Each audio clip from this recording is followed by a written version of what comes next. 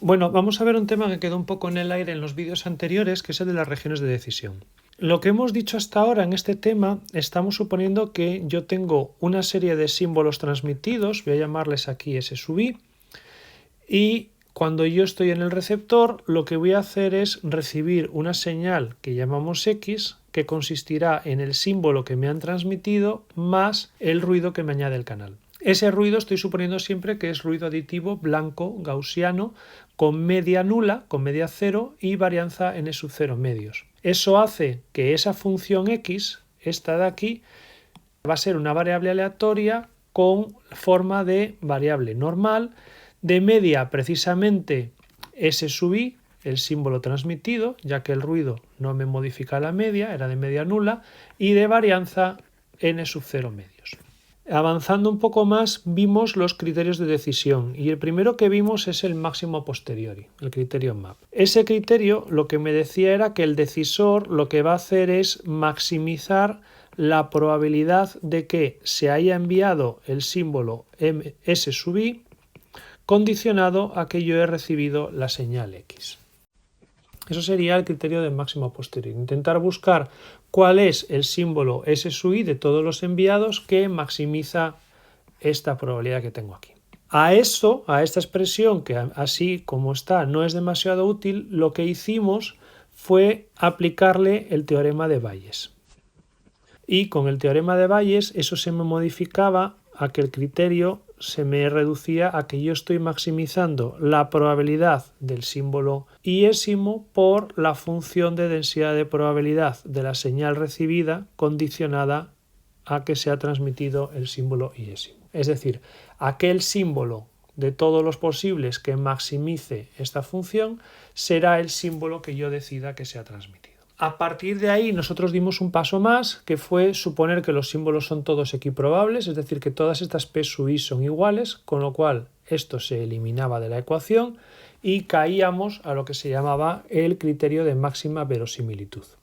El criterio de máximo a posteriori me vale para el caso de símbolos no equiprobables y el de máxima verosimilitud es una particularización del anterior para símbolos equiprobables. ¿Cómo se aplicaría esto a un caso muy sencillo? Imaginaos que lo que yo tengo es simplemente una constelación con no más de dos símbolos aquí, ¿vale? Vamos a llamarles pues S sub 1 y S sub 2 y voy a suponer que los símbolos son equiprobables, ¿vale? La probabilidad del símbolo 1 es igual a la probabilidad del símbolo 2. ¿Qué estoy diciendo entonces con todo esto? Lo que estoy diciendo es lo siguiente: si me han transmitido el símbolo S sub 1, yo voy a recibir una señal X que consistirá en una variable aleatoria de media S sub 1 y varianza n sub 0 medios. Eso es una variable aleatoria que si yo pinto su función de densidad de probabilidad será algo parecido a eso. Esto que estoy pintando yo aquí sería fx de x condicionado a S sub 1. Ahora, si a mí me transmiten el símbolo S sub 2, yo lo que voy a hacer es recibir una señal X, que va a ser una variable aleatoria, centrada en S sub 2 y con forma de normal de varianza n0 medios. Es decir, voy a recibir algo parecido a esto. Esto sería fx de x condicionado a que me han transmitido S sub 2. ¿Qué me dice el criterio de decisión? El criterio de máximo a posteriori, o en este caso de máxima verosimilitud, ya que son equiprobables. Lo que me dice es que yo en toda aquella zona en la que la función de densidad de probabilidad de S sub 2, esta morada, sea mayor que las demás, mayor que la de S1, pues en toda esta zona de aquí lo que voy a hacer es suponer que el símbolo transmitido ha sido el S sub 2. Y en toda esta zona en la que la función de densidad de probabilidad de S condicionada a S sub 1 está por encima, pues voy a suponer que el símbolo transmitido ha sido S sub 1. Y si os fijáis en este punto medio en el que las dos funciones de densidad de probabilidad se cruzan, coinciden, pues se forma una frontera de decisión, ¿vale? Bueno, pues a esta frontera, a este punto en el que se coinciden las dos funciones de densidad de probabilidad, le llamo frontera de decisión, y a toda esta región de puntos de aquí a los que la función de densidad de probabilidad condicionada a S2 es la mayor de todas, le voy a llamar la región de decisión del símbolo S sub 2, porque cualquier punto, cualquier valor de X en toda esta zona me va a implicar que yo voy a decidir que se ha transmitido S sub 2. Y a toda esta zona de aquí, en la que la función de densidad de probabilidad de S sub 1 está por encima de la de S sub 2, pues le voy a llamar la región de decisión del símbolo S sub 1. En muchos casos vamos a escribir esta región como Z sub 1 y vamos a llamar a esta Z sub 2, por si lo veis en algún sitio que nos llame la atención. Bien, vamos a ver qué pasaría entonces si los símbolos no son equiprobables. Voy a coger exactamente la misma constelación que tenía antes, voy a coger dos símbolos que llamo igual que antes S sub 1 y S sub 2. Y ahora lo que voy a decir es, por ejemplo, que P sub 1 es menor que P sub 2. Ya no son equiprobables. ¿Qué pasaría en ese caso? Bien, en ese caso, cuando yo tengo que me han transmitido el símbolo S sub 1, recibiría una señal X que será una normal centrada en S sub 1.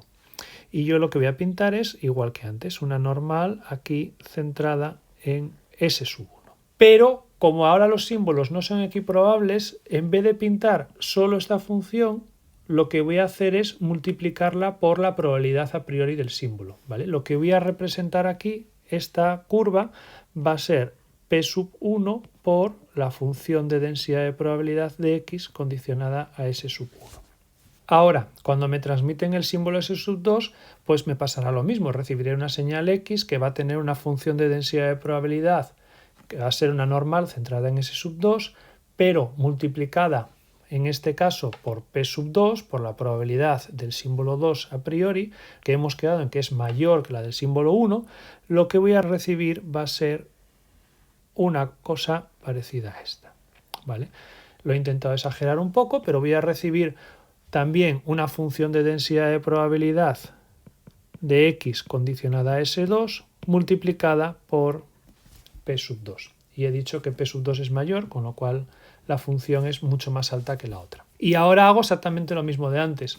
En toda aquella zona en la que la curva morada está por encima de la verde, en toda esta zona de aquí, lo que voy a tener es que voy a decidir que el símbolo transmitido ha sido el símbolo S sub 2. Y en toda la zona en la que la función verde, la función condicionada a S sub 1 esté por encima de la función morada, la de S2, toda esta de aquí, lo que voy a hacer es suponer que se ha transmitido el símbolo S sub 1. Y tengo, igual que antes, el punto en el que las dos normales se cruzan, será mi frontera de decisión. Como veis, en este caso, la frontera de decisión se acerca al símbolo que es menos probable. En el caso de arriba, la frontera está justo, aunque en el dibujo no lo parezca del todo, pero está justo en el punto medio de los dos símbolos, es decir, esta distancia y esta distancia es exactamente la misma, es D, y en este caso esta distancia D es menor que esa otra distancia que voy a poner D'. Aquí lo que tenéis son 4 ejemplos un poquito más elaborados, lo que acabamos de ver. El primero es el más sencillo, ¿vale? Tendría 4 símbolos, también en una constelación unidimensional. Pues lo que haría sería exactamente lo que he hecho. Voy a suponer que los símbolos son equiprobables en todos los casos que voy a ver, para no meterme en más líos. Lo que hago es, para cada uno de los símbolos, yo lo que tendría que pensar es cómo sería la curva de la función de densidad de probabilidad condicionada a que se ha transmitido ese símbolo. Esa sería la del símbolo S sub 1. Algo así sería la del símbolo S sub 2, algo así sería la del símbolo S sub 3 y algo de este estilo sería la del símbolo S sub 4. Y mis regiones de decisión estarían marcadas por aquellas zonas en las que cada una de esas curvas es la máxima de todas, ¿vale? La verde es máxima de aquí hacia la izquierda, la morada tendría esta, aquí estaría esta, y así tendría las 3 fronteras que me marcan las 4 regiones de decisión para el símbolo S sub 1, para el símbolo S sub 2, para el símbolo S sub 3 y para el símbolo S sub 4. Si me fuera un caso de 2 dimensiones como este es un caso un poquito ya más difícil de dibujar, porque tendría que pintar de alguna manera funciones de densidad de probabilidad bidimensionales, ¿vale? Aquí tendría campanas bidimensionales de Gauss. Si me lo imagino un poco en 2 dimensiones, nada más, pues lo que tendría es, por ejemplo, para el símbolo S1, mi señal recibida va a tener una función de densidad de probabilidad que va a tener una forma parecida a esta en este eje y a esta en este otro eje, ¿vale? Si hacéis un ejercicio de que una es como la proyección sobre el eje horizontal y la otra es la proyección sobre el eje vertical, ¿vale? En realidad tendría, ya digo, que pintar una especie de campana bidimensional, que eso pues no soy capaz, la verdad. Para S2, para ver el caso que está al lado de él, pues tendría una función de densidad de probabilidad que sería así en este eje y sería pues algo así en este otro. Y por ejemplo para S4 pues tendría una campana que sería así en esta dimensión y sería una cosa así en esta otra. Y entonces ahora si quiero ver cuáles son las fronteras, pues tendría que ver dónde se cruzan esas superficies de Gauss. En este caso podéis hacer el ejercicio de ver que la de S1, esta campana con esta se cruza aquí, con lo cual me sale esta frontera de decisión, y la de S1 con S4 o la de S2 con S3 me marcan esta otra frontera de decisión, ¿vale? Y tendría pues una región de decisión es esta, otra sería esta, otra sería esta y otra sería esta. Ahora, para casos más complicados, por ejemplo como este, pues aquí ya es un poquito más difícil hacer la representación de las funciones, pero si vosotros lo intentáis, veréis que las regiones de decisión os van a dar en los puntos medios que hay entre cada punto de la constelación y os va a quedar una cosa como la que estoy dibujando yo aquí, ¿vale? Cada punto va a tener un cuadrado, excepto los de los límites que tienen todo el resto del espacio. Y para esta, que es una constelación en un círculo, pues me pasará algo parecido. Mis regiones de decisión van a venir dadas por sectores de este estilo, que pasan justo por la bisectriz del ángulo que forma cada pareja de puntos. Una cosa así. Si queréis practicar hacer regiones de decisión, podéis probar con el ejercicio 4.1 del boletín, que tiene constelaciones que son bastante más complicadas y raras que estas, con lo cual os va a servir para entender perfectamente la idea.